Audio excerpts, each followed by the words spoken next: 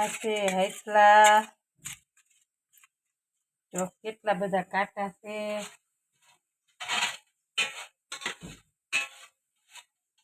આમાં લારું આ લારું કરી દઈએ ને, આ લારું તો બાપુ આપણે છે ને નીકળે જ નહીં કોઈ વાતે. ગમે ત્યાં કરી દઈએ ને નીકળે જ નહીં. તો એટલા આપણે છે ને સાયણામાં નાખી, સાયણીમાં ને આપણે આ લારું બધી બારી નાખી. જો આ ચૂલો હગાવ્યો, આ સાયણીમાં આપણે શેકીએ છીએ હૈસલા.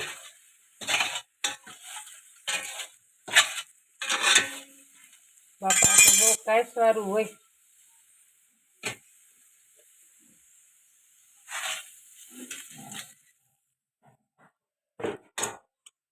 હૈસલા તો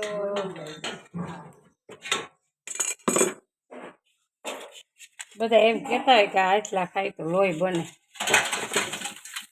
પણ આ લોહી બનાવવું એના કરતાં તો આ લારું વધારે ખવાઈ જાય ભાઈ. આ લારુમાં બહુ કાંસવાળું છે, લોહી કેમ બનાવવાનું?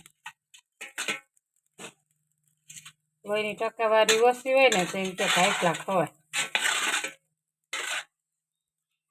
તો ભાઈ અમારી મમ્મીને લોહીની ટકાવારી ઓછી છે ને મારી દીદી હૈસલા લઈ આવ્યા. આપણે તો એમ ખાવા હોય ગયા, મને તો જીભુમાં ને બધે ઘરી ગઈ અંદર હો આ બધું. પછી મેં કીધું હવે કંઈક આઈડિયો મારવો જોઈએ, તો સાયણીમાં રાખી અને જો આમ કંઈક કરું ને તો કદાચ લારું ભર્યું હોય તો ભરી જાય. એટલે ના વાંધો નથી, જો કે આપણે લારું બધી ભરી ગઈ છે. આમાં તો હજી થોડુંક બાકી છે, જો આમાં ભરી ગઈ છે. અને આપણે આમાં હાથમાં લઈ હગી, ઓલું જો હાથમાં ના લઈ હગી, આમ દુનિયાને લારું છૂટી જાય. તો મિત્રો, કોને કોને હૈસલા ખાધા છે